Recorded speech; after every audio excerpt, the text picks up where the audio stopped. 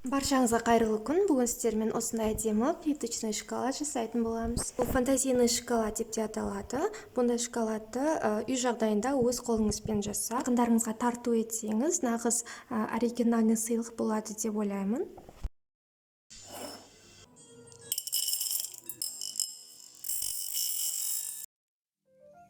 Ол үшін мен 100 грамм колебаут шоколадын алдым. Оның 25 граммын басқа ыдысқа алып қоямын.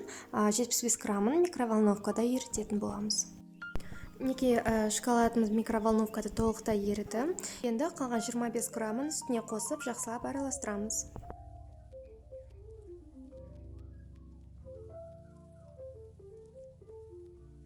Температурасы 27-ге түскенге дейін араластырып тұрамыз. Неке біздікі 26 көрсетіп тұр, 26-27 бола береді. Енді осы массаны дайындап қойған формамызға құямыз. Шоколадты кез келген формаға құйсаңыз болады. Поликарбонат, пластиковый немесе менік сияқты силиконовый форма таңдасаңыз болады. Барлық жеріне жеткізіп тегістеуіміз қажет. Енді осы форманы стөлге біраз ұруымыз қажет. Ішіндегі жаңағы ауалардың барлығы толықтай шыққанша осылай бірнеше рет әрекет жасаймыз.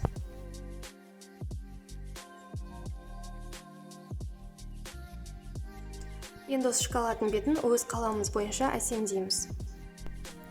Мен екі жақ шетіне фисташка қойып әсемдеп жатырмын. Жалпы шоколадтың бетін кептірілген инжир, киви, сублимированный ягодкалармен және кондитерский посыпкалармен әсемдеуге болады. Енді аздап мен глазур алдым. Оны кондитерский мешокқа құйып, жаңағы ыстық суда ерітетін боламын. Сол арқылы шоколадтың ортасына жазу жазамын.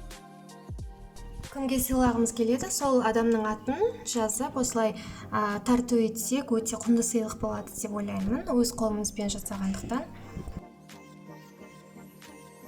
Жаз болғаннан кейін холодильникке 2 сағатқа жібереміз. Енді осы жазудың үстін кондуринмен бояйтын боламын. Осындай кондурин кез келген кондитерлік дүкендерде сатылады. Аздап кондуринді аламыз, 1 капля спиртпен араластырып, жаңағы жазуымыздың үстіне жағамыз.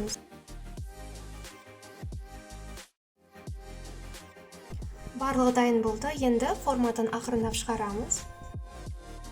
Неке достар, өте әдемі, тегіс болып шықты. Егер де сізге видео ұнаса, міндетті түрде каналыма тіркеліп, лайк басуды ұмытпаңыз.